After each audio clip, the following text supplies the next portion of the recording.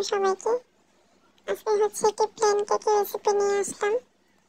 তো বহুদিন হয়েছে আমি কোনো কেক বানাই না, তো অনেকদিন পর বানাইলাম, তো ভাবলাম আপনাদের সাথে শেয়ার করি।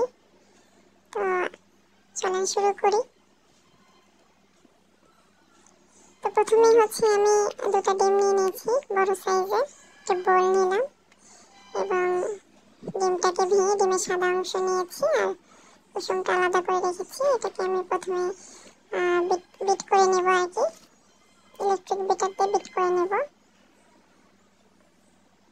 2016, 17, 18 এদিকে এই সময়টায় আমি অনেক কেক বানাইতাম। সপ্তাহে আমার 3, 4, 5টা কেকও বানানো হয়েছে, কিন্তু তারপরে আস্তে আস্তে আসলে 18-র পরে যে আমার আসলে বানানোটা ছুটেই গেছে বলতে গেলে, তেমন একটা বানানো হতো না।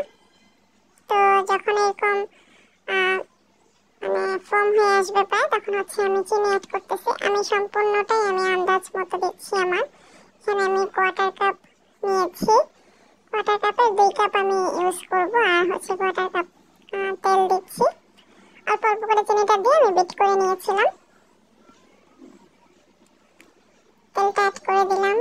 তারপর হচ্ছে আমি এখানে অরেঞ্জ এসেন্সটা ইউজ করলাম। আপনারা আপনাদের পছন্দ মতো যেটা ইচ্ছা ইউজ করতে পারেন। তারপর হচ্ছে আমি বেকিং পাউডার দিচ্ছি 1 চা চামচের মতো, একটু কম। আমি ফার্স্টে বেকিং পাউডারটা ইউজ করছি, এটা অনেক ভালো আমার কাছে মনে হয়। তারপর ডিমের কুসুমটাও দিয়ে দিলাম, দিয়ে আমি ভালো করে মিশিয়ে নেব। আজকে কিছু কিছু ভিডিওতে আমার হাজব্যান্ড আমাকে হেল্প করেছে, আমি একা একা পারছিলাম না তাই। তারপর হচ্ছে এখানে ময়দা নিয়ে নিয়েছি 1 কাপের কিছুটা কম, দেখতে পাচ্ছেন। এটা আমি দিয়ে দিব। এখন আর বিট করবো না, এখন নর্মাল হাতে এটাকে মিশিয়ে নেব। যে আমি এভাবে ঘুরিয়ে ঘুরিয়ে মিশিয়ে নিয়েছিলাম, তো হয়ে গেছে। এখানে হচ্ছে আমি বাটিটা রেডি করেছি, একটা পেপার দিয়ে হচ্ছে আমি ব্যাটারটাকে ঢেলে নিয়েছি, ট্যাপ করে নিয়েছি। ওদিকে ওভেন আমি প্রিহিট করতে দিয়েছিলাম, ওভেন প্রিহিট হয়ে গেছে। আমি এখন দিয়ে দিলাম। তারপর হচ্ছে 180 ডিগ্রি সেলসিয়াসে আমি 30 মিনিট বেক করব। 30 মিনিটে হয়ে যাবে, যে পরিমাণ আমার হয়ে যাবে। এই যে আমি টাইমটাও দেখিয়ে দিলাম।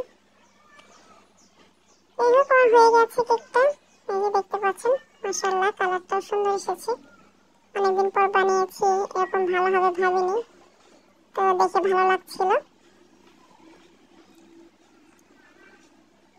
যাই হোক, তারপর হচ্ছে আমি এটাকে রাখবো আর কি, নামিয়ে রাখবো। এখন ঠান্ডা হলে এটাকে মোল্ড আউট করবো।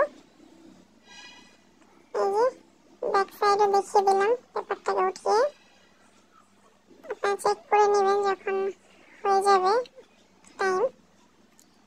এটা আমি কেটে নিয়েছি, দেখতে পাচ্ছেন কেমন হয়েছে।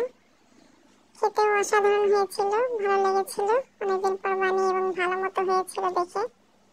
আর কেমন লাগলো রেসিপিটা জানাবেন। আল্লাহ হাফেজ।